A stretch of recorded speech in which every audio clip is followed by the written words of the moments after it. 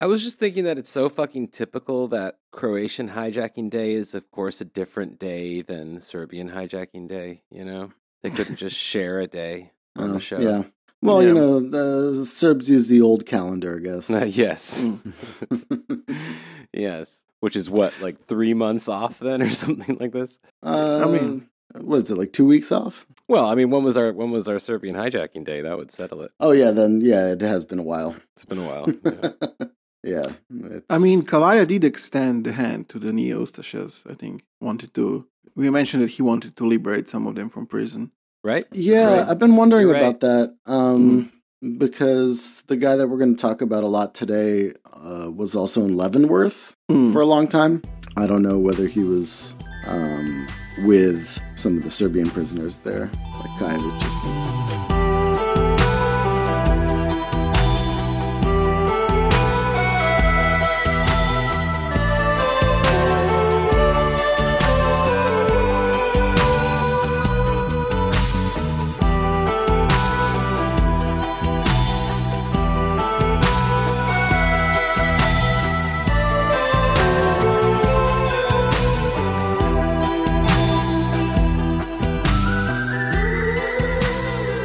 Welcome back to The Empire Never Ended with Boris, Fritz, and Ray.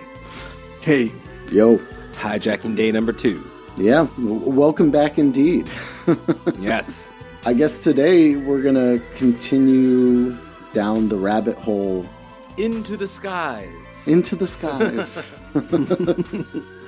No, of the loose-knit but quite prolific Ustasha terrorist organization founded by, infamous sadist and Nazi Vyacheslav Max Luburic.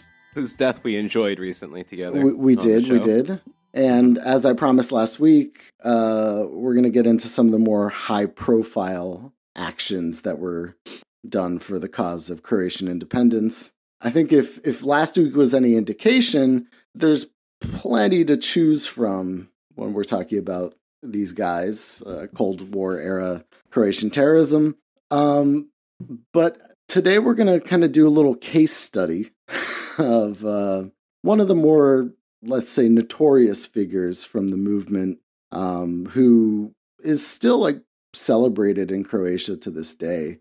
And that is, we'll be talking about this lovely fellow named Zvonko Busic. Mm-hmm, yeah. And his wife, who is, I think, in this arc, the only quote-unquote real American that we've discussed, Julianne Eden Schultz Busic. It's quite a name. I guess real American in the sense that she doesn't have any kind of ex-Yugoslav ancestry, but nevertheless... Wait a minute. Huh, what would Joe Magarac say about that, I wonder? Yeah, good question. I mean... American hero, Joe Magarac. Yeah. Boris. Well, she's a hero, too, to the cause of Croatian independence.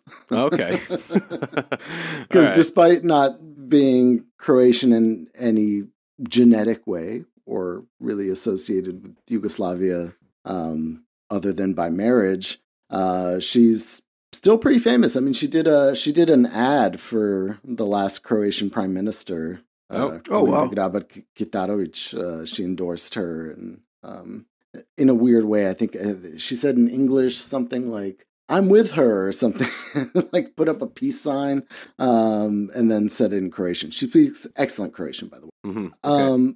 So these two, along with 3 other guys, were responsible for the very famous hijacking of TWA Flight 335 in 1976 and the death of an NYPD officer, Brian Murray, who was killed while trying to dismantle a bomb that they had planted in Grand Central Station, New York City.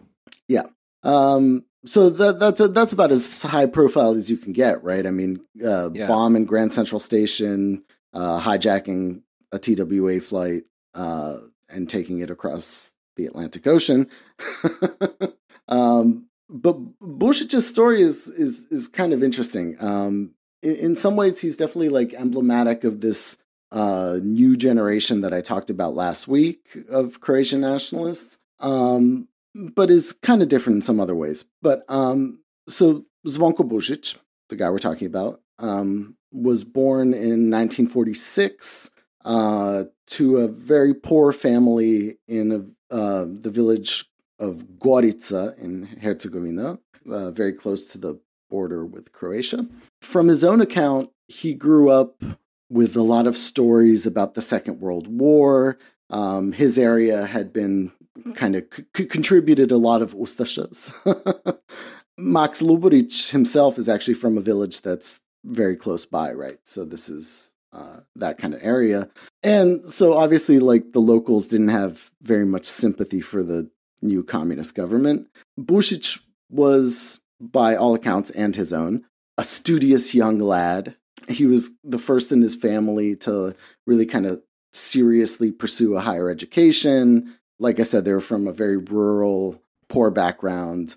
A lot of his autobiography is, recounting his childhood years is like, taking a donkey to the markets and having to walk to school, that kind of thing. But like, unlike a lot of the other emigres from the new generation, Busic was pretty disillusioned with socialist Yugoslavia from a pretty young age. So, like, by the time he decided to emigrate, he was already like, not with it. And I guess he never really was. As a teenager, he was involved in an accident that left him without one of his eyes. And that's when Jesus started to speak to him. Yeah, that's when Jesus started to speak to him. He says that it like strengthened his resolve and made him into like a harder man or whatever. Harder man to look at. And like more committed to fight for his beliefs because he had to deal with this, like, losing an eye as a child or whatever. So he decides to leave Yugoslavia once and for all on June 10th, 1967. And his official reason for that was going to enroll in university in Vienna. So unlike some of the other guys we've talked about, he never, crossed the border illegally or tried to seek asylum or like anything like that. Like, he went as a student. And his life in Vienna would be quite transformative for him in many different ways. Of course, this is where he would meet his future American wife and partner in crime. But it's also where he immediately started to network with the more radical elements of the Croatian nationalist diaspora. So by his account, his main political mentor was another guy from the same area as him, with the same last name, a guy by the name of Bruno Busic. The familial connection there is not super clear to me. He's probably some sort of cousin to him, but like, he doesn't really talk a lot about that. But, Bruno was an older guy who was already, deeply entrenched in this network of radical nationalist diaspora guys. So it was through him that Zvonko was able to get connected to the Croatian national resistance, our subject of last week's episode. And it's interesting to me that, like, in his own writings, Zvonko Busic never explicitly mentions Croatian national resistance by name, although it's widely known that he was affiliated with. Why he doesn't make that connection in his writings is probably because, like, Luburic was a lunatic and a psychopath, and it didn't look good when he was, trying to apply for parole a million times in the U.S., that, he was, friends with a, major Nazi war criminal. Right. But has he otherwise, like, mentioned some kind of a, like, connection or relation to the Ustashas, or? Yes. Yes and no. So he, in various different actions, uses different names for his group. Sometimes it's a Croatian Radical Youth or something like that. Like, he has different names that he works under. But, like, it's pretty clear that, like, through this guy, the other Busic, Bruno Busic, that he was directly connected to Luburic. In fact, from what I can tell, he might have actually gone to visit him in Spain before he was assassinated. a couple times because he spent some time, right? He moved to Vienna, but he was also moving around different circles. So he was going to Paris and hanging out with Croatian emigres there. And there are some indications that he actually went to Spain probably to see LaGuardia, because who else are you going to see there? Yeah. So, like I said, his life in Vienna was transformative for him. He describes it as kind of a life of like an adventurous young radical. He describes himself as being kind of a strong, handsome Balkan guy, in his words, which might be problematic for some other Croats. Yeah. From a peasant background. And that in Vienna at the time made him kind of exotic and dangerous. And so, like, in his account here, like, he took on quite a few lovers who, again, saw him as this exotic Balkan man who's, into dangerous things and doing crazy stuff. And, like, some of his lovers, I guess, were from, like, really, bourgeois Viennese high society, that kind of thing. And he, like, he was kind of proud of being, like, the peasant guy who came and could get all kinds of women and, like, well-connected people and that kind of stuff. And so it was during this period in 1969 that he came to meet his life partner, who was a young nursing student from Oregon, named Julian Eden Schultz. So Julian Schultz was born in Oregon in 1948. And she came from kind of like a upper middle class educated background. Her father was a classics professor at the University of Oregon. So she grew up in Eugene, Oregon, and had that kind of well educated background. And she actually moved to Vienna to study because she wanted to reconnect with her German roots, which is kind of sus to begin with. Yes. Who knows what was going on there? But yeah, like, I mean, connecting to roots, especially if they're German, is pretty sus. Especially in Austria. Yeah. Right. There's another famous German from Austria. Yes, that's the. Yep. No, but like in her autobiography, she talks about like how her grandfather had come from Austria, I guess, and she was always interested in German culture, and she kind of proudly and openly identifies as an American Anglo-Saxon. Oh, god damn. Yeah. Although she's German Austrian. Well, that's the Saxon part, I guess. Okay.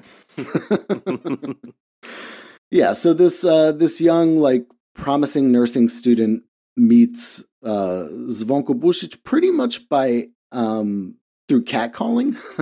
Oh, great. I was thinking it'd be either that or throwing eggs at like student demonstrations together or something. No, Busic, like I said, was kind of living the life of the 60s and, getting together with women in Vienna. And he saw this woman who he said didn't dress like other people there. And so he asked her in German if she was from England. And she was like, no, I'm American.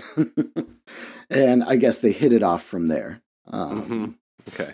I mean, in some ways, actually, if they weren't like weirdo Nazis, their relationship would almost be admirable in some ways. Like they're really like stuck together through thick and thin, that kind of thing. Like they both went to prison for a very long time and, had this a very like close connection even while they were like away and stuff. So it's like a Bonnie and Clyde story.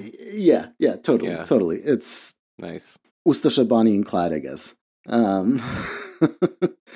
So, her period in Vienna ends pretty quickly. She has to go back to the US. But, they still like stayed in correspondence. And when she went back to the US, she kind of got disillusioned with the whole world of the American 1960s and 70s, right? Like she wasn't feeling the spirit so much. Like she describes, for example, going to like an anti-Vietnam War protest with some friends, but that she didn't really like care about it at all. And it was just like, I'm here. This is all bullshit. That kind of thing. So she's a fucking rich kid. I mean, just yeah. Well, also she did grow to care a lot about a new cause, which was Croatian independence. Yeah. So like, when she went back to the US before she married Zvonko, she kept a picture of Tito in her room that said war criminal on it, which is, I guess, presumably some sort of reference to Bleiburg, maybe.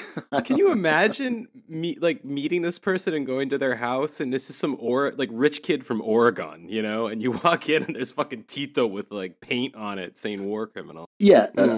I mean, that's, from what I understand, that was like totally her vibe. Like, she was the kind of person that, she adopted this cause and would tell pretty much anybody about it. Like, do you know about like Croatia and like how they're suffering in this totalitarian socialist state and all this other bullshit? And, never mind Vietnam, blah blah blah. Yeah, heard about Croatia. Vietnam War. Like, who cares about that? No, so the real thing is Croatia. Like, oh man, you ever heard about Croatia? Like, so like in her autobiography, like, she talks about like how she, when she was back there, she like reconnected with like old like ex-boyfriends and stuff who had all become kind of like hippie idiots, and she didn't like that. But like would talk to them about Croatia and like the evils of Yugoslavia and stuff. So. I love that she's doing this in like the late 60s, I presume, as well. Yeah, this is when like everybody's on the beach, Totally. Like, this is 1969, 1970. Yeah. So obviously, like, she stayed in touch with Zvonko, and she was delighted to hear that he was planning on moving to the United States. That changed a lot of things for her.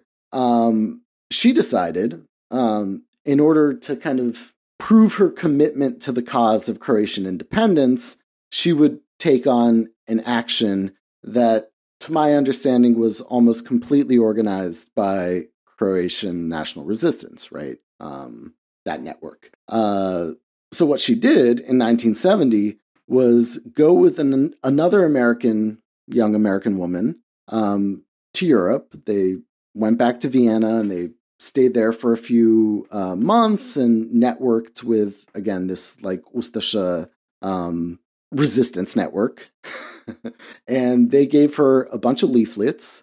And the idea was that they would go into Yugoslavia as tourists and distribute leaflets from the highest building in Zagreb on Republic Day, which was, the kind of main Yugoslav holiday.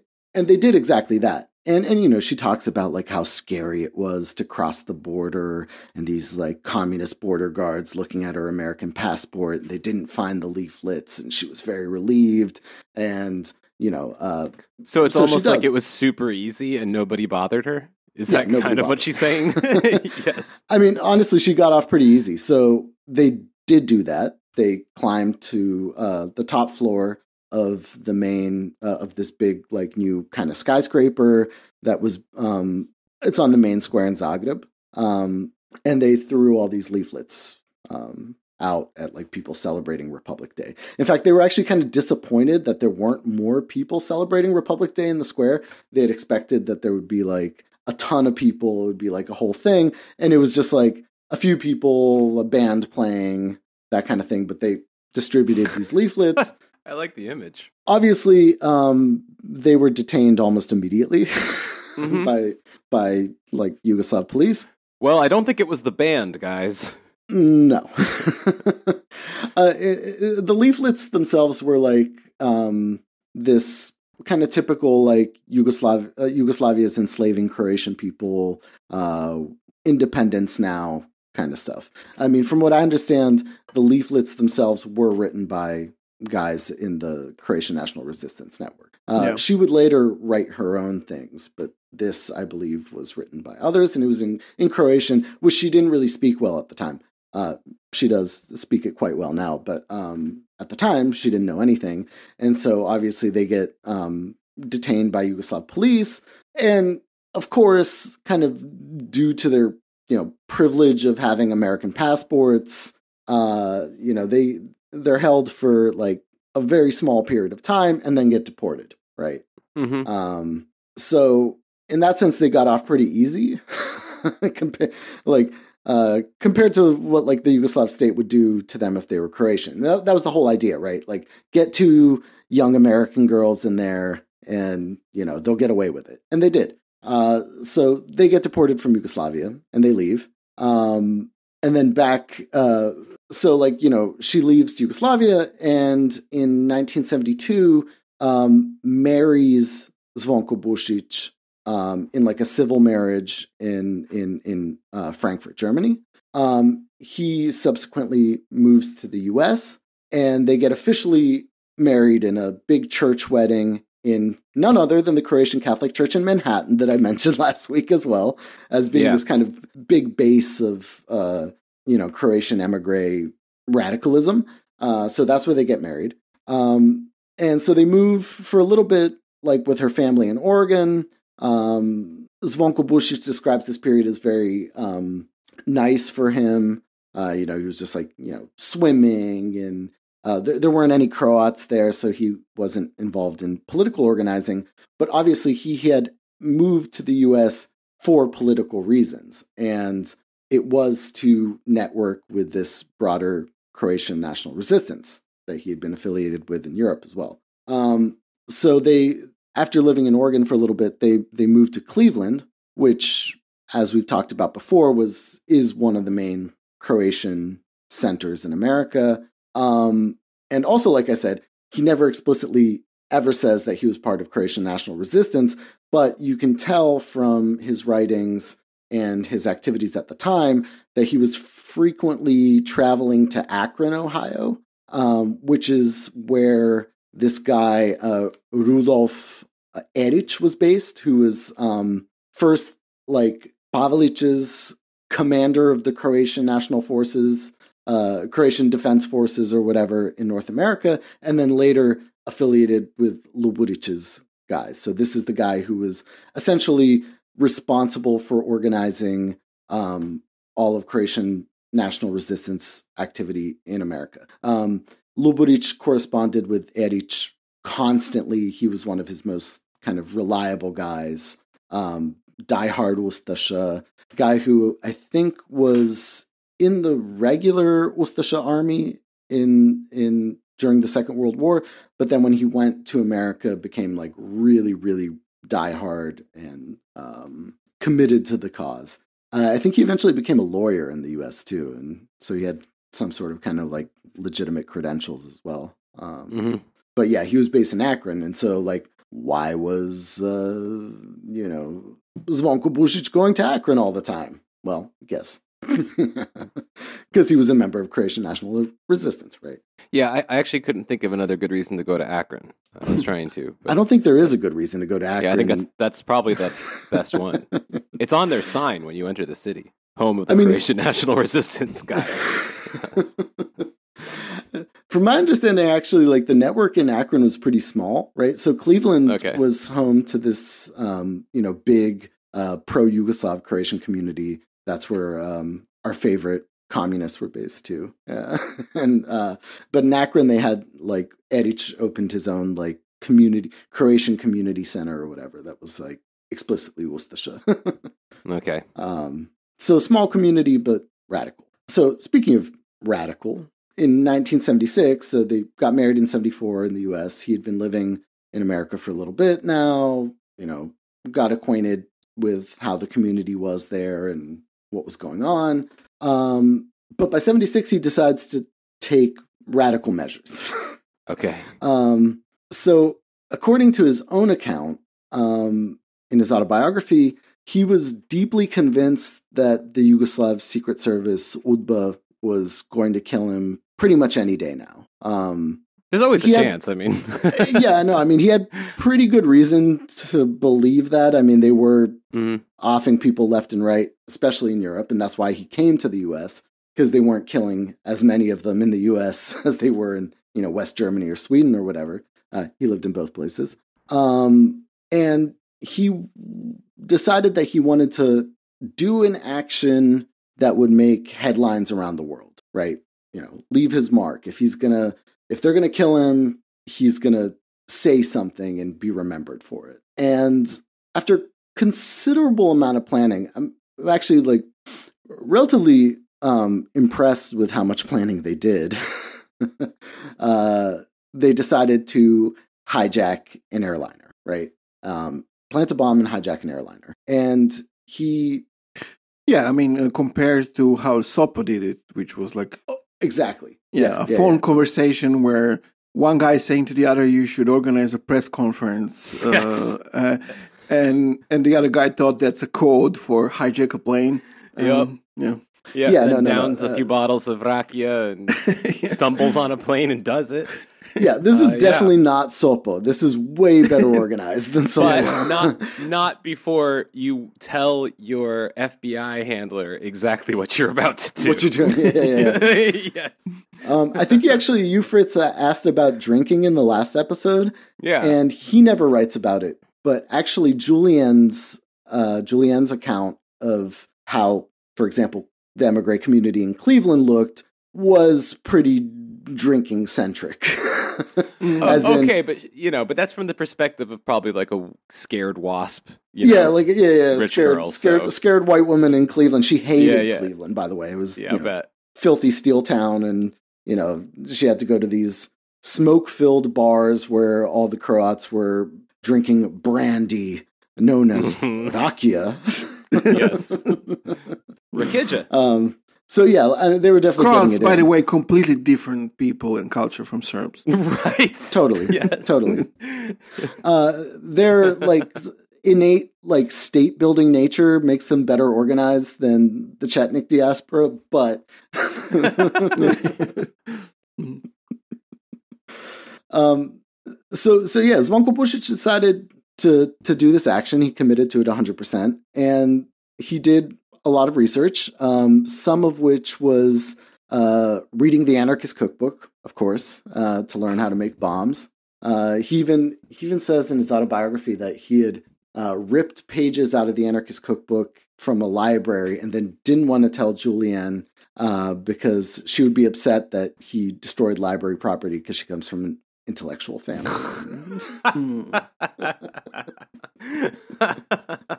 So he he assumes she has some sort of like sacred bond with all books, regardless of what they are. Yeah, I guess so. I don't know. Amazing. But actually his research was even more thorough. So he really wanted to hijack specifically, and he goes into considerable detail about this in his autobiography, that he wanted to hijack a Boeing 727 because they had double doors, and that would allow them to be able to open a door and throw leaflets out over a city without, complete depressurization, everybody getting sucked out the airplane.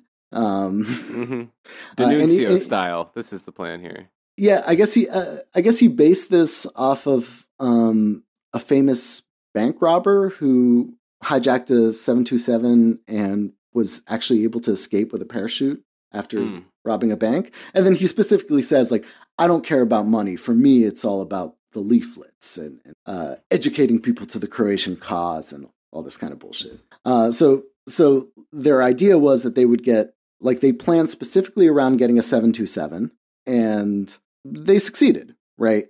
So on September 10th of 1976, Zvonko, Julian, and 3 other guys from, this Croatian National Resistance Network went into action. So the first thing they did is that they went to Grand Central Station and planted a bomb in a storage locker, right? Like, a baggage locker, rather. Ruined it for everybody. Baggage lockers are no longer a thing anymore because these guys were is planting that bombs. Why? God damn it! It is actually why. I mean, this was a big deal in New York at the time. I mean, it was like a bomb in Grand Central Station. So now you got to take your luggage all the way out there onto the street and find one of these like little private kiosk places with the. I have been stuck in New York with a suitcase that I couldn't put anywhere. Yes. Yeah, it sucks. Yeah, it sucks. Fuck you, Ustasha. For this, among many other things. Yeah, and we'll actually get to it's another. It's not the top. It's not the worst, but I mean, it's on the list now. You know? It's up there. Yeah. It's one of those like minor everyday inconveniences that you can be like, fucking Worcestershire that. Yes. So after they plant the bomb in Grand Central Station, they go to LaGuardia Airport, where they hijack TWA Flight 335, destined for Chicago. And having, done thorough research and planned this quite well, they brought fake bombs with them to take onto the airplane. So they had pressure cookers that I think were in their checked baggage. And then with them, they took mock bombs inside of ceramic pots because it wouldn't trigger a metal detector, right? Yeah. So they thought it out pretty well, and it was a pretty well-organized operation. So, they get on the flight takes off, they're on their way to Chicago, and it took them about, actually, over an hour, I think, into the flight before they decided to make the move and do the hijacking. So, obviously, Zvonko Busic led the operation. He goes into the cockpit and tells the captain, I have a bunch of bombs, we're hijacking this plane. This is the 70s, it's a pretty normal thing. Mm-hmm. They rolled with it. He's got to get in line behind the other guy that's doing the same thing. Yeah. There's another guy in row 31 who was planning on, hijacking the plane and sending it to Cuba. But now this guy got up first. Shit, I look like an asshole. They're better organized than me. They have these clay pots with bombs in them or whatever. Yeah. And so, they hijack the plane and they redirect it to Montreal. And in Montreal, the plane refuels, and Busic and company inform the flight crew that they are planning to go to Europe. So again, we have some kind of similarities to the Kavaya hijacking here, but with a lot less. Let me just point out, though, that Kavaya was a one-man operation. No, Kavaya did it all himself. Yeah. There were 5 of them. Yeah. That requires... the energy of alcohol to do. Yes. Yeah, totally. I'm fucking taking this plane myself, goddammit. Yeah. At that Stewardess, point, bring me more liquor. Yeah, he's mostly working with vibes, really. Like, that's his main effective weapon here. And, explosives. But these guys, young people, they studied, they got a team. They got a team and they did it right. So, all right. Zvonko Busic was the brains of the operation. He was the guy that was in the cockpit, orchestrating the whole thing, talking to the flight crew, all that. The other 3 guys were the crazy ones, right? They were the ones that were like, we have these bombs and we will fucking kill you if anybody does anything, right? They were there to be kind of the enforcers. Yeah. And Julienne's role is kind of interesting because in some accounts from the passengers, they said that she was very polite and acted almost like a stewardess.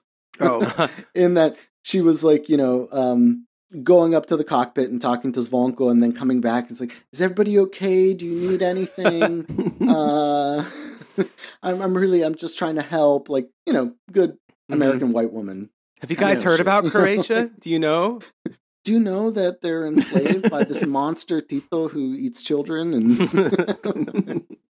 in fact, actually, like I read this newspaper article that was referencing like the passengers' experience, and they said that the hijacking experience was marked by awkwardness and humor, because I guess like Julianne was like really trying to like make them as comfortable as they could be, and all this bullshit. But they ran out of food very early. Obviously, this was supposed to be a domestic flight between New York and Chicago. Yeah. So there wasn't a lot. She distributed the sandwiches, and then after that, they were on their own. So they land in Montreal, refuel, and take off again, and then land in Gander in Newfoundland, which is a well-known place for airplanes to land. It's basically the only reason that place exists. Okay. Transatlantic flights. And there they decided to release some of the passengers. So a bunch of the passengers get off in Newfoundland, and the plane continues on. They had originally planned on going to London, and the idea was that they would fly around London, drop flyers. UK denied them airspace. They couldn't enter there. So the next plan was then to go to Paris and do the same thing. In the meantime, they also landed in Iceland. I guess I don't know much about airplanes, but I think the 727 from 1976 was maybe not designed for transatlantic flights because it had to stop over a couple times. Yeah. So they stop in Iceland. I gotta pause you here though. You're killing the hypoglycemic side of me. Did they get food at one of these stops? No. Literally all I can think about right now. No. Like I said, the newspaper article was like, yeah, everybody was like uncomfortable because they were hungry. It sounds horrible. And they'd eaten the sandwiches, and this was going on for way longer than anybody had anticipated. You have no idea what I would have done to get off in fucking Newfoundland if I knew there were no more sandwiches. Or Iceland. Give me lutefisk. Just get me the fuck out of this. Yeah. So after they left Iceland is when they got information about what happened back in New York City. And this was a pretty big deal, right? So they're airborne. They get information that the bomb they had planted had killed an NYPD officer. Oh shit. Right. So this, they did it in kind of like IRA style. I was going to ask, were they intending to like kill a target, or were they just intending to do like a Weather Underground? So yeah, Weather Underground, IRA, all those 1960s, bomb throwing radical groups had kind of similar MO, and so they picked up on that, and so they told the cops that there's a bomb in this and that locker. And they gave them a diagram of how the bomb was made, presumably so that they could defuse it. Now, what happened after, the cops arrived, the bomb squad comes, NYPD bomb squad comes to Grand Central, and they remove the bomb and take it to another location. Now, why they didn't defuse it there isn't clear to anybody. Yeah. To Busic, this is evidence of a much broader conspiracy that involves the Yugoslav government, and that UDBA the Yugoslav Secret Service, had actually sabotaged the bomb so that it couldn't be diffused and so that it would kill people. That's quite a kind of complex web. Yeah. Yeah. So he thinks that UDBA had a person in their own group, or what? Yeah. I mean, they were deeply paranoid about infiltration to begin with. It was a big thing. UDBA was infiltrated in all these groups. That's why he came to the U.S. His buddy, cousin, whatever, Bruno Busic, did get offed by UDBA in Germany in the late 70s. Yeah. They were killing those guys left and right. Yeah. And we'll get to some more UDBA conspiracy theories at the end of the episode, I think, if we have time, because it ties into a major event in American history that nobody talks about anymore. UDBA is, of course, the Yugoslav state security. Secret Service. So they take the bomb to this secure facility, some sort of NYPD bomb diffusing facility, and the officer in charge of diffusing the bomb is killed in the process of trying to do so. Right. So this guy, Brian Murray, was killed in an attempt to defuse the bomb that they had moved from Grand Central to this other facility. Now, upon receiving that information by Busic's account, and you should take everything that he says with a pretty big grain of salt, he decided that oh my God, I can't believe an innocent person was killed. This ruined my whole plan.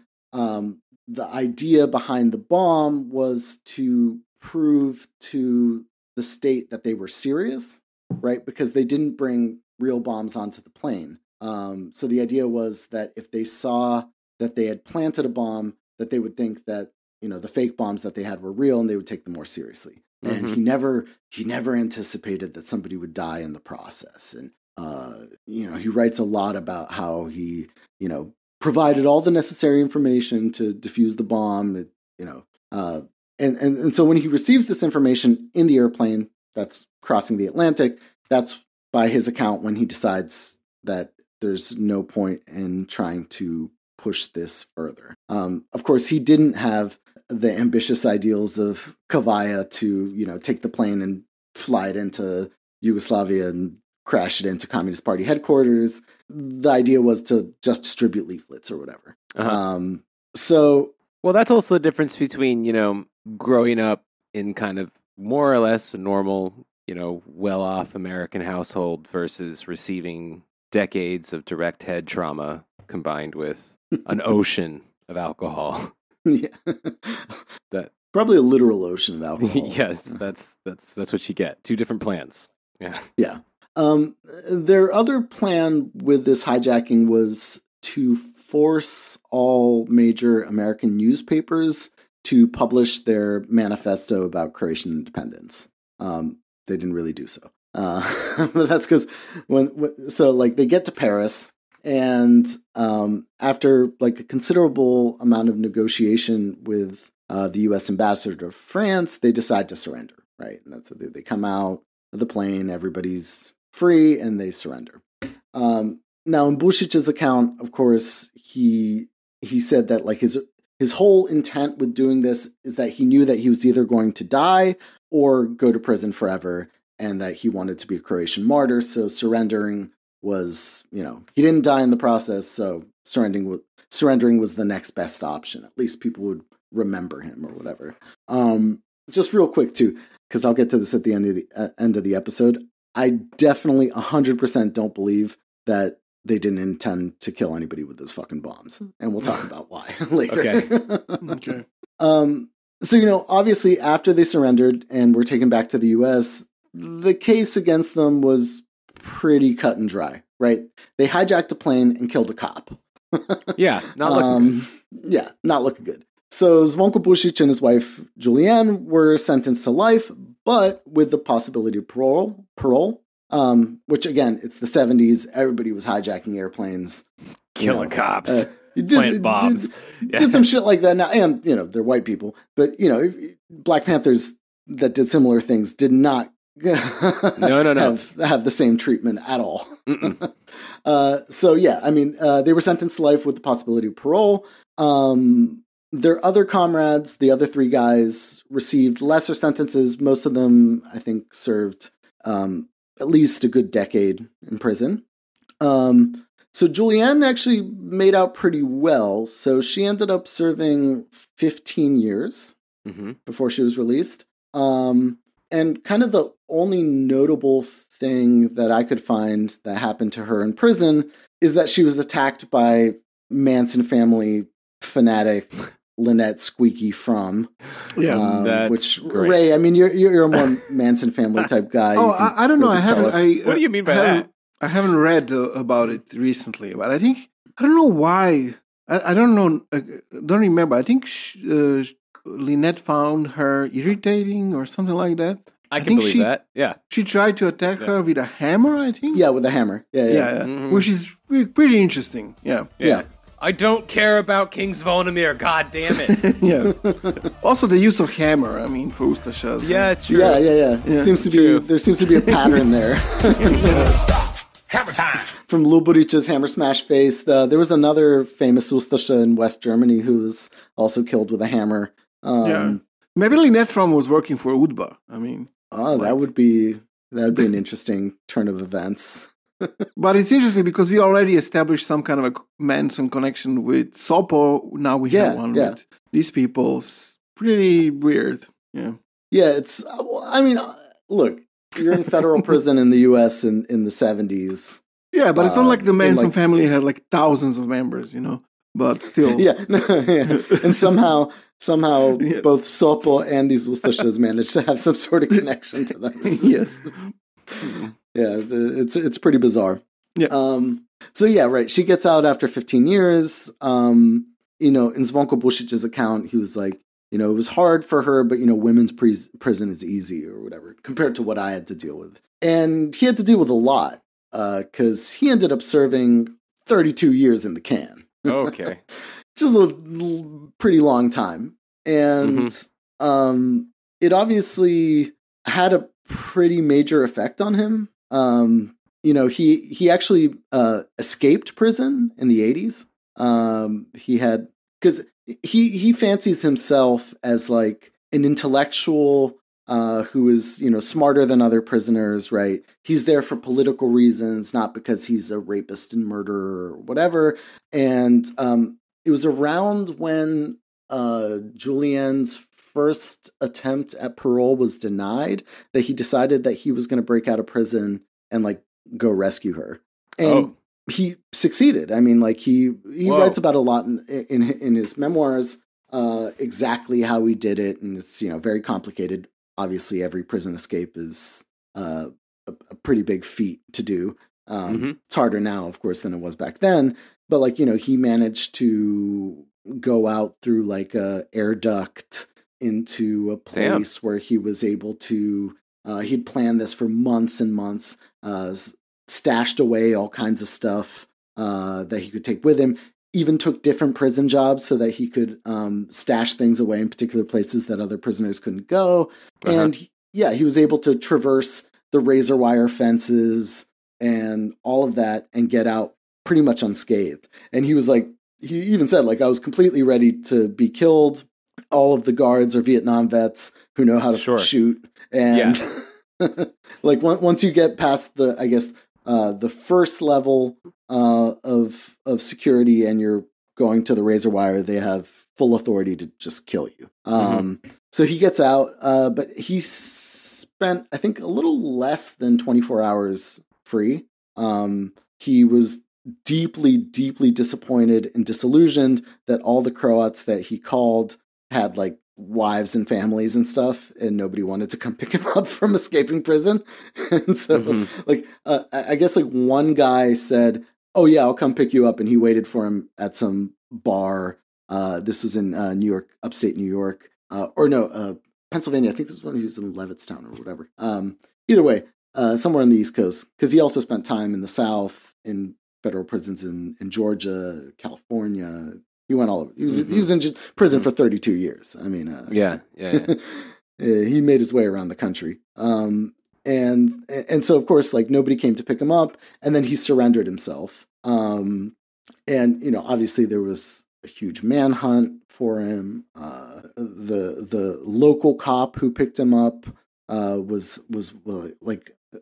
spoke very favorably about him. Oh, he's a gentleman.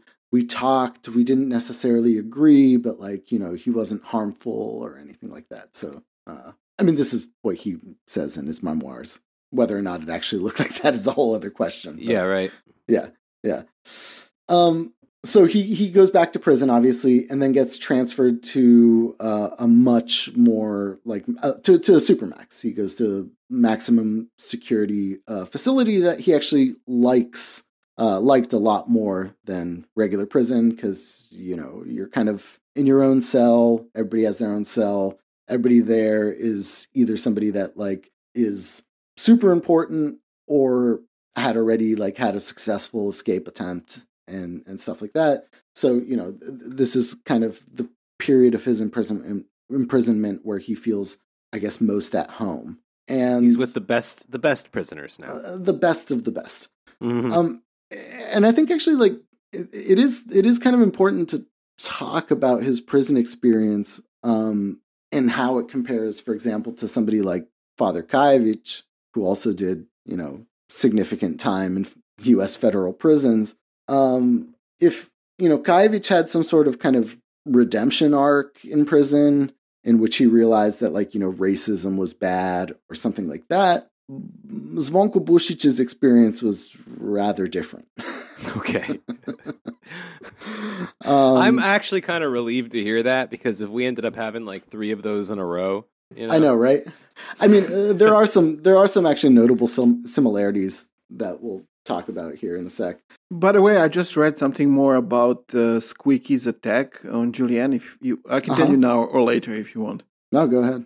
It's pretty interesting. Well, Julianne, in her own recounting, is that it's like they were like when Lynette came to prison, they were like okay with each other for the first period, and then there was a weird scene where, according to Julianne, when she was like doing her laundry or something like that, and Lynette approached her and asked her, "Are Serbs black?" What? What? Yeah. And Julianne was like, no, they're not black, or something like that. And Lynette was like, oh, okay. Fair enough. And the next thing that happened was like a bit later when Lynette attacked Julianne with a hammer and tried to kill her. What the fuck?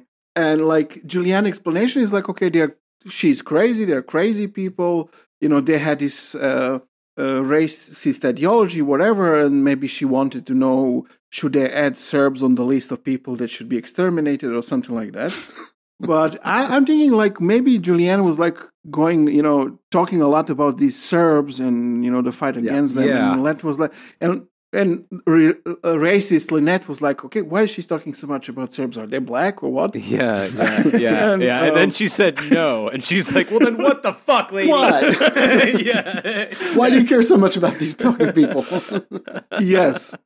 And also there's another weird thing in her memories is that, so Julianne says that at the time she became friends in prison with Janine Bertram, who was a member of the George Jackson Brigade. Oh, wow. It's crazy. I mean, but I mean, I don't know even what to say about that. Yeah. So I guess prison is a weird place. Yeah, prison is definitely a weird place. And a lot of, actually, I thought that Zvonko Busic's autobiography is actually pretty interesting because of his writings about his prison experience. I mean, in some ways, like any account of prison that you read, regardless of the political position of the person imprisoned, are somewhat similar, right? And that like long-term imprisonment is like a profoundly inhumane, horrible experience. Anybody from like Berkman to Zvonko Busic writes in relatively similar ways of what it's like to be, behind bars for a long period of time. And for Busic, this is like, obviously, he when he was released, he was never able to like return to society in some ways. And I've heard this from people. I know a guy who did 6 years, and his immediate post-prison experience is a lot what Busic describes in that, like, even though you're free, you wake up at 5 a.m, you do your exercises, you save every single thing that you have because you're not used to like abundance or like, having anything that isn't, from commissary. And so it is hard to adjust. Right. And so in that sense, Busic's account, and he wrote a lot about his prison experience, is much like that. Right. And other stories too about, for example, how, people on the inside are more honest with one another. Like your word means something in prison, whereas like outside, and he writes about this a lot, that like outside, everybody owes money to each other, but there are no consequences. Everybody says they're friends, but they wouldn't, take a shank in the fucking shower for you or whatever. And so like a lot of like his accounts of prison are that, like, my friends back there, they might be bad people to you in the outside, but they're like, good guys who mean like what they say and all this other stuff. And I'll mention some of the people that he was in prison with relatively soon. But a lot like Father Kajević, he comes away with like a very scathing indictment of the U.S. prison system and writes a lot about how American society must be completely fucked in order to have this many people in prison. I mean, he gets out in 2008 and he dies in 2013. And I think his autobiography or whatever was published after his death. But he's writing like in the 2000s, he's like, since I went to prison in the 70s, like the prison population in America is like quadrupled. There's something deeply wrong with the society. He, like Kajević, also likens U.S. prisons to like the Gulag. He quotes like Solzhenitsyn constantly and says that, like the American prison system is the American Gulag. He has his whole reasons, explanations for why that is so, that are relatively different than many other people, but very right-wing. So, I mean, like, like he does not like American prison system at all. He considers it, obviously, as anybody that has done a lot of time as like this horrible repressive apparatus. He writes about how long-term imprisonment shouldn't exist, period. Nobody should be sentenced to more than 20 years or something. And then like he even says like, I say this as people, as a person who like knows all these horrible people that are in prison, but like, even if they don't reform, there's no reason to, warehouse people like this. After 20 years, you can get out. So that was like. Does he mention anything about like race and racism and things like that? Yes, he does. So yeah, like unlike Kayevich, who discovered that racism was bad and that like he could talk to black people. And all of that. No, Busic's experience is definitely super different, and that's because he was convicted as a right-wing terrorist. So, which Father Kayevich, I guess, wasn't. Like it wasn't as well known. First of all, I mean, like Busic did a very big thing, this hijacking the airplane that killed the cop and all this stuff. So it made headlines, and so he says that his first prison experience, which was in Atlanta, he was immediately targeted by left-wing groups inside the prison, and he says specifically black Marxists who tried to murder him like in his first couple weeks in prison. This drew him Praxis, am I right? Yeah, I mean it's prison, man. Prison rules. Kill a motherfucker for doing some shit. This is part of his autobiography that I find very interesting because it's the only guy that he doesn't specifically mention by name, and that leads me to believe that this is like probably a pretty prominent like right wing guy, like American Nazi or something. So he said that like after these black Marxists tried to kill him in Atlanta, he came under the protection of white people. And he says, like in his autobiography, in prison, everybody goes with their flock. Blacks with the blacks, whites with the whites, American Indians with American Indians, blah, blah, blah. And to him, this is actually okay. He says that's the natural order of things, and that's fine. But he writes a lot about this guy who protected him in Atlanta. But again, he doesn't mention his name, and he encounters him 20 years later, in another prison way down the line. So like this guy protected him in the very beginning, and then 20 years later they meet in a different prison, completely different part of the country, and they reconnect. And this guy at the time was dying of cancer. And so they shared all their last 2 decades of prison experience together, and then he gives them a lot of books. They read together, they talk about Croatia. This guy had also embraced, I guess, the Croatian cause. And then the last thing he writes about him is that, like, the last time they saw each other, he said, he raised his hand in salute, and I saluted back. Now, raising your hand in salute yes. Kind of seems a little Nazi. Not like, otherwise you just say, he saluted me, like he put his head up to his hand up to his head or something. But raising your hand in salute means something else. So I'm led to believe that this guy was some sort of prominent Nazi that he didn't want to mention. Again, probably because it would look bad that this was like one of his closest friends and comrades in prison. So, like, how did his politics develop then? Right? He does hate the American prison system. He even like well, the Ustash prison system definitely was different. Like very you can say it was. They didn't warehouse people for very long. No, no. Maybe he prefers that. Yeah. His mentor LaGuardia, saw to it that prisoners didn't stay in a prison for very long. Of course, they killed them all. But when did he meet this guy? What time period are we talking about in his sentence? So this is like right after. So he meets this guy right after he goes to prison for the first time. So this is, I guess, 76. Okay. Late 70s, and he got transferred to another prison afterwards. He does write like that he had repeated problems with left-wing prisoners.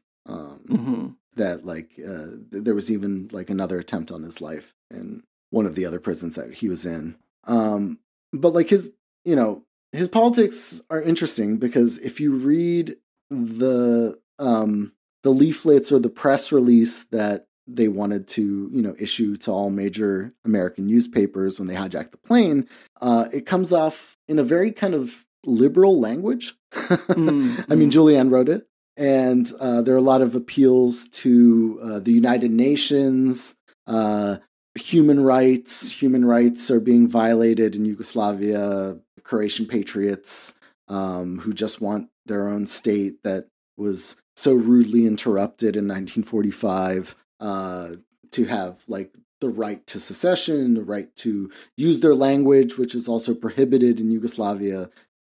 He writes a lot about this too, that Croatian language is repressed and all this other things. So like it has this very kind of liberal vibe to it, right? Human rights. They live in a communist dictatorship. Dictatorship is bad. Blah blah blah. Zvonko Busic's politics, I think, remain very steadfast right wing. So, like in his autobiography, by his own account, he says that he was deeply influenced by the works of Oswald Spengler. Sure, somebody we've talked a lot about on this show. And that he kind of developed his worldview around kind of Spenglerian ideas. Mm-hmm. He's a pessimistic Nazi, basically. That's what it means. No? Yeah, right, exactly. The lifespan of civilizations, all that kind of thing, right? Right. And so, one of the things that he says is that, like, the problem is in the modern age is that nations aren't allowed to exist, right? And I'll quote him here. He says, "Nations are a part of nature, formed throughout several centuries, sprouting like trees.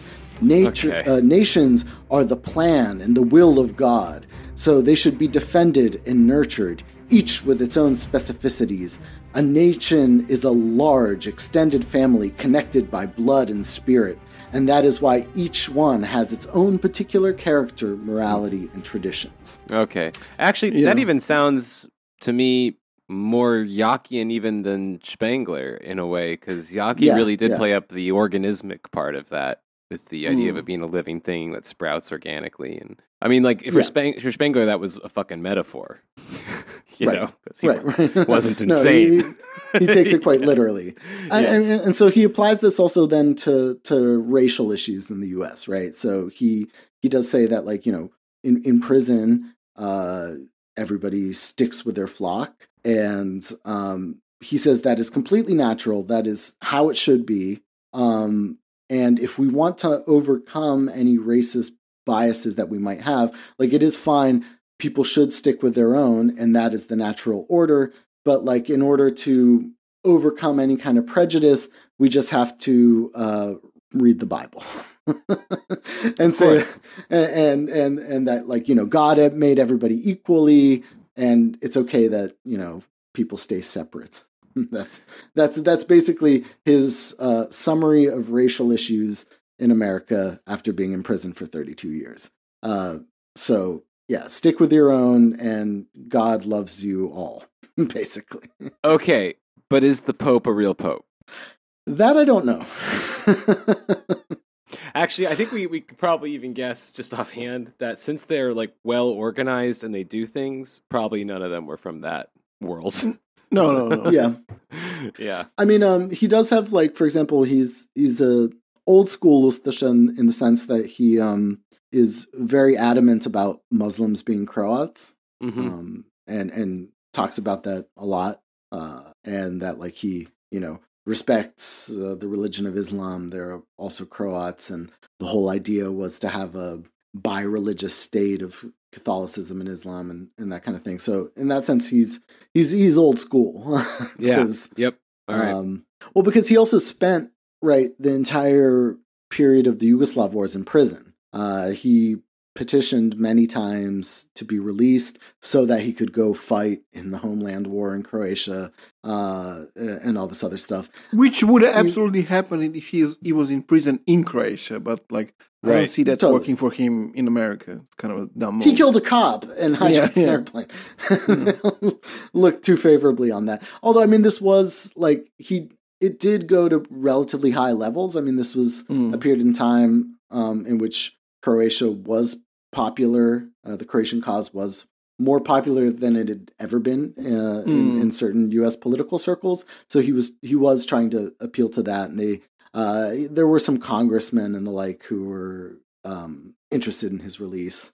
Obviously, that didn't really happen, but he does eventually get let out, right? So in 2008, his petition for parole finally went through, and he was released. There was a lot of intervention actually by the Croatian embassy. They wanted him to be released. I think soon to be Prime Minister Kolinda Grabar-Kitarović was in the U.S. embassy at the time, and she intervened personally on his behalf. Okay.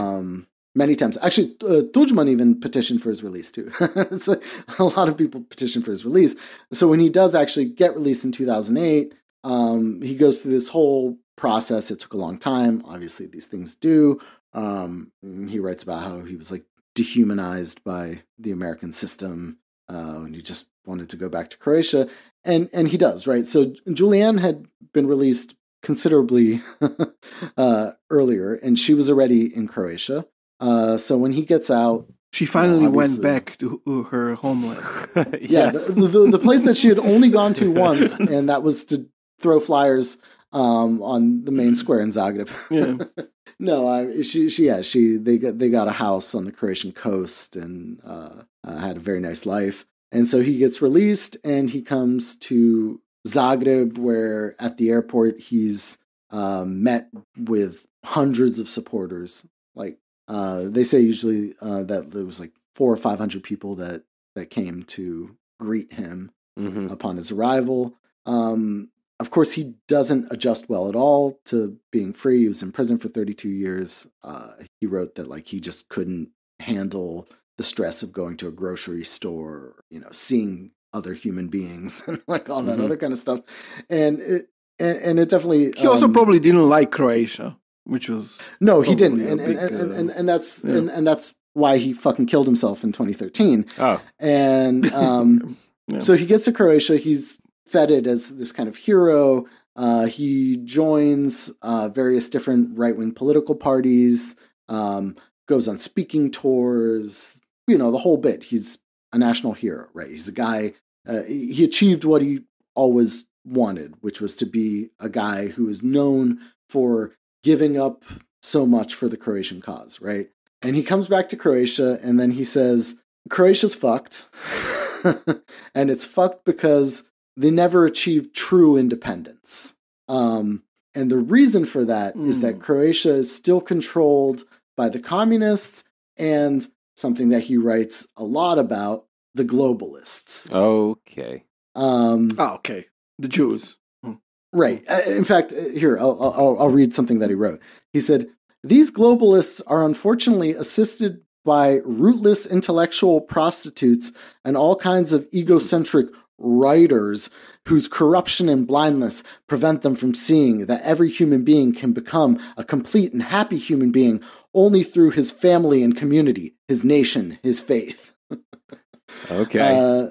So yeah, I mean that pretty much sums up how he viewed modern day Croatia. Like people sacrifice so much, and now it's just being controlled by the same globalists who controlled everything in Yugoslavia, and this is all very much the same thing to him. Yeah. Really hard to believe, though, at this point, he believed the Vatican was fine, if he's going that deep now.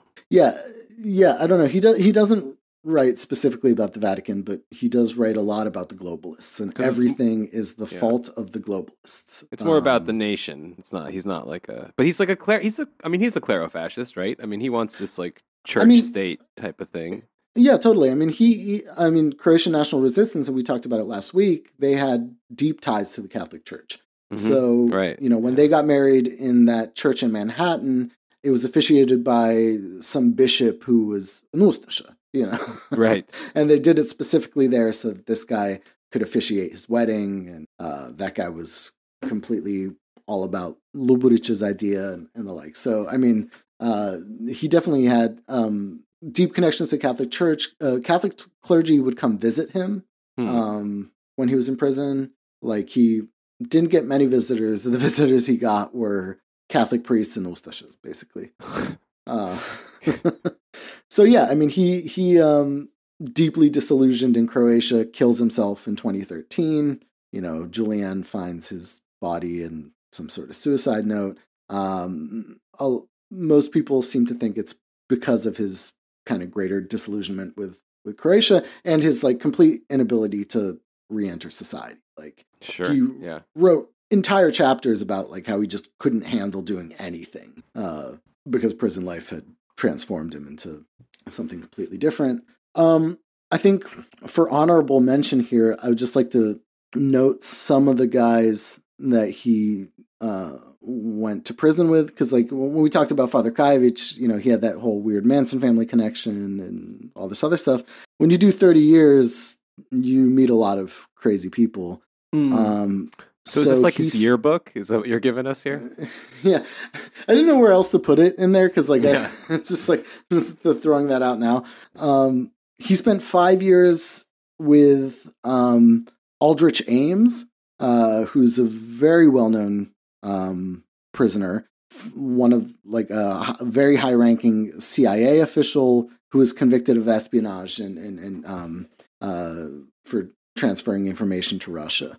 This is very interesting because also the Serbian guys were also like imprisoned with CIA people. CIA guys, right? Which is not what you expect. Like when you go to prison, you will meet CIA people. Yes. But, okay. Yeah, he did. And he was, they spent 5 years together. And so he wrote a lot about how, you know, Aldrich Ames was very well acquainted with Yugoslavia, but didn't know anything about Croatia, as in he didn't know about Croatia's glorious history, and he had to educate him because Aldrich Ames, you know, since he had passed information to the Russians, was obviously pro-Soviet and pro-Yugoslav. And so he spent many years trying to convince him about the Croatian cause, giving him his wife's book, and he read it and said she's a very admirable woman and all this kind of stuff. Among the other guys that he spent time with, he spent time with mafia bosses. He writes about that. But he spent a few years with Jack Henry Abbott, who was the subject of Norman Mailer's famous book, Belly of the Beast. Okay. And they hated each other because Jack Henry Abbott apparently was a diehard Marxist-Leninist and apparently knew everything. He writes in like kind of sarcastic terms. He knew that the Ustashas had killed 1 million Serbs, saying it sarcastically, and then you know, I had to tell him that wasn't true, and all this other stuff, and that he supported Tito, and they never got along, but they learned to tolerate one another after some years, which he says is the advantage of prison, because you can learn to deal with people that you don't agree with, and that's something that doesn't exist in society. No, you can do that in society as well. Yeah. A lot of people do that all the time. Well, everyone, I think. Yeah, most people are doing that now. Yeah. Now, if you know anything about Jack Henry Abbott, is that he got out of prison, and you know, Norman Mailer was whatever, like almost won a Nobel Prize for Belly of the Beast, which was like, you know, his correspondences with this prisoner, and then he went back to prison, reoffended and went back to prison, and then killed himself in like the early 2000s, which seemed to be pretty delightful for Zvonko Busic. He was kind of happy about that. He was like, yeah, that's a stupid commie, killed himself, basically.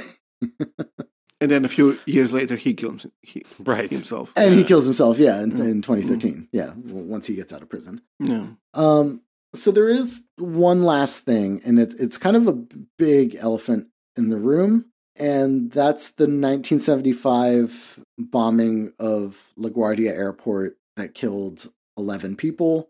This was until Oklahoma City, one of the largest terrorist attacks in the U.S.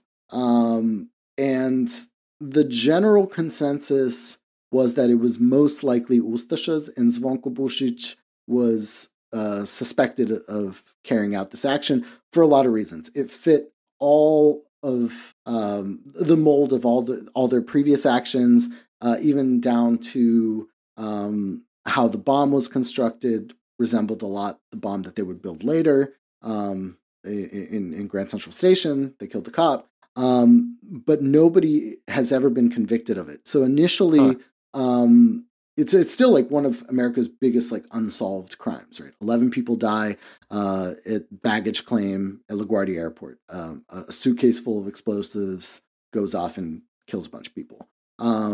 Also happened to be TWA, which kind of matches up with the hijacking a year later. A lot of people seem to agree that it is most likely Ustasha terrorists that did it, and obviously nobody ever claimed it because it killed a bunch of civilians. And I think the original intent was for the bag to detonate inside of like a Yugoslav aircraft or something. There's some stories that Yugoslav Prime Minister Cemal Bijedić was supposed to be on one of these flights to New York, and that was supposed to kill him. And this, bomb was supposed to go off in the plane, and didn't. It killed all these people. Wasn't Cemal Bijedić killed in a plane accident anyway? Yeah, he died but in like an actual accident. Okay. This is the big elephant in the room. When they released Busic, they tried to get his like a blood sample for DNA or something, and he refused. But he, obviously maintains that he had obviously nothing to do with that. He would never do such a thing, whatever. But, the other groups that they initially suspected were the PLO, who didn't do it, and one of the Puerto Rican independence movements also. But the FBI more or less concluded that it was most likely Croatian separatists who did it. And there's it's something that's largely forgotten about now, right? Yeah. Even though it's like a major terrorist attack, except for an article that was published in 2016 by this guy, John Schindler, who wrote an article that more or less was there to exonerate Croatian nationalists. And he says that he believes that that it was done by the Yugoslav secret police in order to discredit Croatian nationalists. Like they needed the discrediting. Right, exactly. This guy, John Schindler, is clearly very sympathetic to the Croatian cause. Yeah, but he has a list of reasons why. So yeah, I guess back to the 1975 LaGuardia bombing. I don't know. This journalist John Schindler kind of self-describes as like a never Trump conservative, and again, like I said, is very sympathetic to the Croatian cause. Like he writes things now that what Ukraine needs is to take the model of Croatia and do another Oluya. This major Croatian operation that retook the Serbian separatist regions in Croatia, and in the process also expelled a bunch of people. So he's that kind of guy, and I don't know. I think the idea that he's pro ethnic cleansing but doesn't like Trump. Yeah, no, that's a little too far for him. Okay. And obviously, Croatian nationalists would never bomb, civilians and kill people. It had to be the Yugoslav secret police that was there to discredit the Croats. I don't know. I find that super hard to believe for a lot of reasons. One, that again, they didn't really need to discredit these guys. They were already doing stuff like this, bombing airliners and, movie theaters and the like. And then also kind of, compromising Yugoslavia's excellent relationship with the U.S. at the time, which is kind of at its height, in the 1970s. Again, doesn't really seem super plausible to me, but that is the only recent information that you can get about the 1975 LaGuardia bombing is this article that says that the Yugoslav Secret Service did it. Well, when- that's not great. when it was very, very likely Croatian National Resistance or Croatian Revolutionary Brotherhood or one of those organizations. And it's not to say that like the Yugoslav Secret Service didn't do crazy, dirty things. I mean, they killed motherfuckers with hammers and shit. Yeah. This just seems kind of I mean, a little much. I mean, it doesn't make a lot of sense, like, because he says the aim was to discredit, like, but they are Ustashas, like, why would you need to do that to discredit them? Yeah, I don't know. There's a bunch of weird revisionism too. Like, I watched the other day a documentary on Deutsche Welle about how Germany is now starting to prosecute former members of the Yugoslav secret police for killing Ustashas in West Germany in the 60s and 70s. And, it was framed in like a really interesting way in which, like, they're interviewing this guy's, like, it starts with like an interview of this guy who, got shot in the face by like a UDBA guy and survived. And then they were like, they're very committed to the cause of Croatian independence. Some of them had even been supporters of Ante Pavelić. Yeah. I was like, some of them? Yeah. Like, did you read like any of their manifestos? What are you talking about? I mean, they see that as like a super glorious period. All of those emigre terrorist organizations were almost, in some way or another, had a favorable view of the Ustasha state. Like, I mean, it's not an accident that some of them were you see, like, with this. So, I mean, seems that like some of the people that we discuss now had a hard time in prison because of the bad reputation Ustashas had. So it's like it's not like you would need, to kill a bunch of civilians or whatever, a cop or whatever, in America to make them seem bad. Like, right. It was pretty well understood who they were, yes. what they were about, Yeah. So that's more or less it for what I have right now. Okay. Yeah. Don't know a good way to end this right now. There isn't one. There's never. We need like. We read a chapter about the globalists from Zvonko Busic. Yeah, the globalists are really. I mean, that's kind of. I mean, obvious but interesting that you have this guy who's like, an Ustasha who met Max Luburic and so on. And today, okay, not today, but when did he kill himself? 2013. Okay, so in relatively recently, recent times, he felt comfortable as talking about the globalists, and and he's a guy like a disciple of Max Luburic, I mean, if that doesn't tell you who the globalists are when these people talk about it, right? Yeah, absolutely. Yeah, he does like say some things about like how Croatia unfortunately picked the wrong ally in World War II, blah blah blah. I mean, because they lost, I guess that's the unfortunate part. Yeah, right. Yeah, I mean, so I don't know. To kind of summarize this episode, I wanted to take this case, which is a very like high profile example of Croatian national resistance, right? Probably the most high profile, other than maybe a guy we might do another episode on next week. Great. Maybe, I don't know. Great. No guarantees there. But like it is like an interesting example of how that shit played out on the ground, right? Like this young guy who's like, vaguely into the politics, ends up going to prison for 32 years.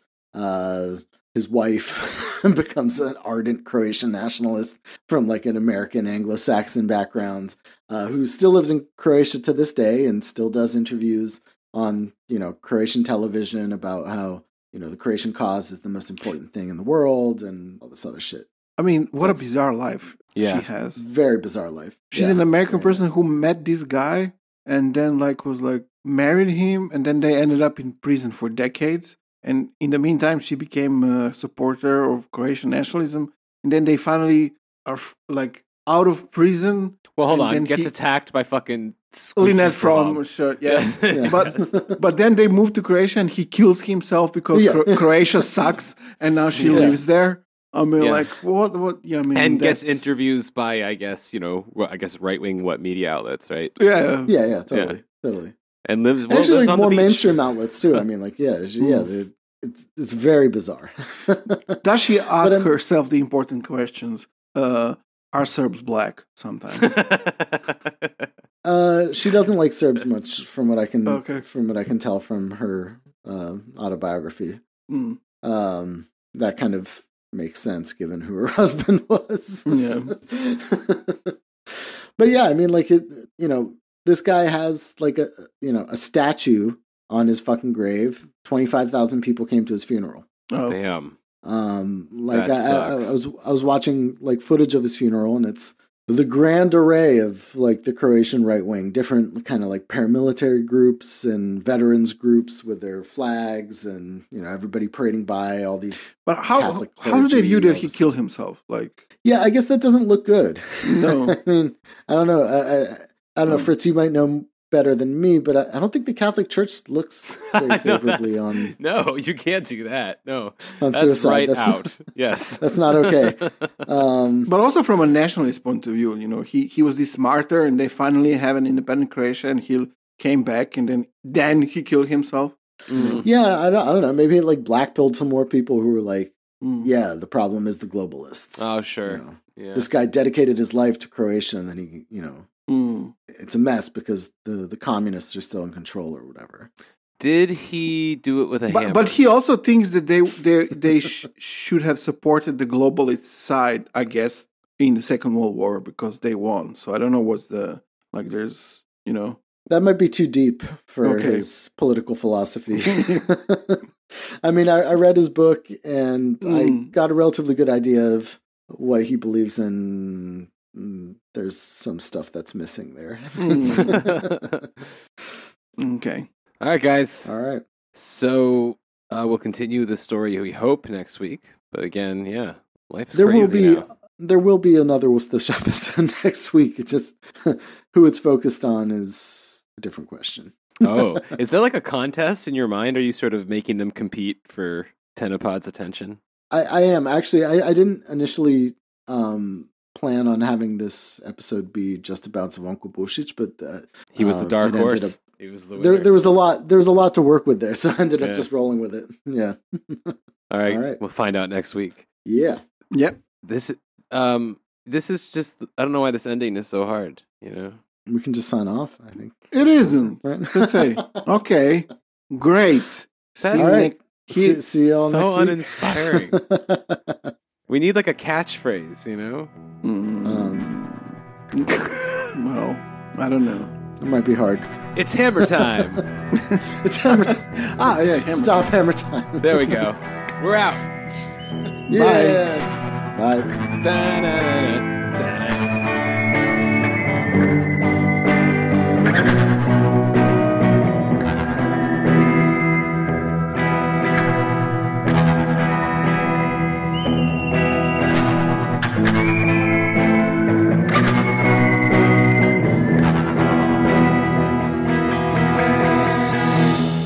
Hey there, Fritz here from The Empire Never Ended. This has been one of our weekly free episodes for free people.